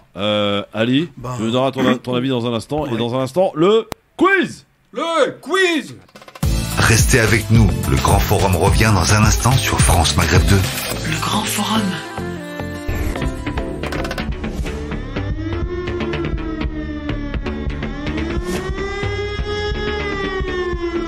Merci d'être avec nous en direct sur votre radio France Maghreb 2 avec Ali, avec Pierre-Henri. Alors, Ali, rapidement sur ce dont on parlait, sur un problème de vision, sur les consignes de vote de la Macronie. Ça parlait pas d'une seule voix, entre Blanquer qui disait non, pas de voix pour Mélenchon, pas de voix pour Le Pen. Enfin, qui mettait un petit peu à dos à dos les deux, quoi. On revient sur ce que j'avais dit depuis le début. C'est-à-dire si ce parti politique existait vraiment avec une vraie ossature, avec un vrai patron, on rejoint ce que Pierre disait, ça voudrait dire ils parleraient tous, parce qu'ils ont tous ce qu'on appelle les éléments de langage. Ouais. Donc quand tu es dans un parti que tu as des éléments de langage, tu as remarqué que quand ils parlent tous à la télé, ils répètent tous la même chose. Là, visiblement, ça prouve bien que ce parti politique, La République En Marche, n'existe pas. Voilà, qu'on le veuille ou non, il n'y a rien. C'est une coquille vide, il n'y a rien. Il y a cette espèce de mouvement qu'on appelle Renaissance. Et je pense peut-être que le parti politique de Bayrou, Modem, aurait, à mon avis, pris une position très claire, ou même le parti peut-être d'Odor Philippe, mais qu'on voit que dans la République En Marche, effectivement, chacun raconte un peu ce qu'il veut, et c'est pour cela qu'on entend des discours qui sont un peu, on ne sait pas, oui, non, c'est pas bon, ah si, aucune voix pour l'extrême, ah non, c'est à voir, et Blanquer qui te dit, parce que Blanquer, on voit qu'il est un peu aigri, hein. Ouais, très aigri. Je sais pas qui va envoyer son CV, mais j'espère qu'il va être rapidement... je sais pas par qui va être embauché. Hein. C'est parti pour le quiz. Restez. Non, c'est pas ça. Le quiz, il est là. Le quiz. Il oppose Pierre-Henri, représentant de la Macronie, à Ali, représentant du en même temps un peu plus proche de la NUPES. Le match ça tu assumes, hein, mon cher Ali. Hein. Moi, je parle des idées. Moi, après, on mettra ça sur ton CV. Moi, je m'en moque. Non, moi, mais moi, c'est bon. Pas de honte. Ah, mais il n'y a aucun problème. Moi, j'assume. Je répète, je suis social-démocrate. Okay. Première question sur le quiz. Oui, on y va. Quelle personnalité ne travaillera plus sur CNews et Le Figaro? Zemmour. Oui. C'est ce qu'a affirmé son entourage. C'est une bonne nouvelle? Je m'en fous, je regarde pas CNews. C'est une excellente nouvelle pour la simple bonne raison, c'est qu'en dépit de tout ce qu'il a eu pendant 2 ans, son tapage médiatique tous les jours, heureusement que la France est quand même solide et qu'on a quand même des gens qui ont mis quand même, excuse-moi du mot, un coup de pied à ce parti qui n'était malheureusement qu'un parti de haine et un parti certainement raciste. Voilà. Et le pari Bolloré n'a pas fonctionné, donc ils vont chercher un autre clown. Deuxième question. Question histoire. Oui. Quel président français est assassiné à Lyon par un anarchiste Herriot. En 1894? Non, pas du tout. C'est pas Herriot. C'est... Je cherche un président français assassiné à Lyon par un anarchiste en 1894. 1894. Oui. Et on peut regarder le quiz sur Google, hein. Christophe le Grand Forum pour voir si les gens trichent. Et visiblement oui. Pourquoi? Je sais pas, je te vois regarder sur ton portable. Pour du tout. Pas du tout. 1894. Oui. Un président. Oui. Assassiné. Oui. Assassiné. Ça va, ça c'est pour gagner du temps, ça. Non, attends, je cherche. Bah oui, mais cherche, on n'a pas toute l'émission non plus. Ah bah oui, mais... bah oui, quoi? Il faut au moins 30 secondes. Sadi Carnot. Oui, Sadi Carnot. Voilà, merci voilà, Google. Voilà. Sadi Carnot est une bonne réponse. Vous voyez comment ils sont, chers auditeurs? Vous cherchez dans votre tête et bien entendu, on remercie l'iPhone. Allez-y, vous pouvez voir sur Christophe Le Grand Forum en direct, évidemment. Troisième question. Quel pays a produit sa première électricité éolienne en mer? Éolienne en mer c'est pas la France. C'est la France. Ah oui, la France. C'est une bonne réponse. C'est la France qui produit pour la première fois. Il a dit c'est pas la France, donc c'est pas une bonne réponse, Ali. C'est la France. C'est une bonne réponse. 2-1 pour Ali. Attention. Oui. Quatrième question. Charles Pasqua. Oui, Charles Pasqua. Et Philippe de Villiers créent quel parti en RPF. Oui. En 1999, bravo, le Rassemblement pour la France. Qu'est-ce qu'il est devenu ce parti? Rien. D'accord. Je voulais le reprendre, mais bon, il n'y avait plus rien.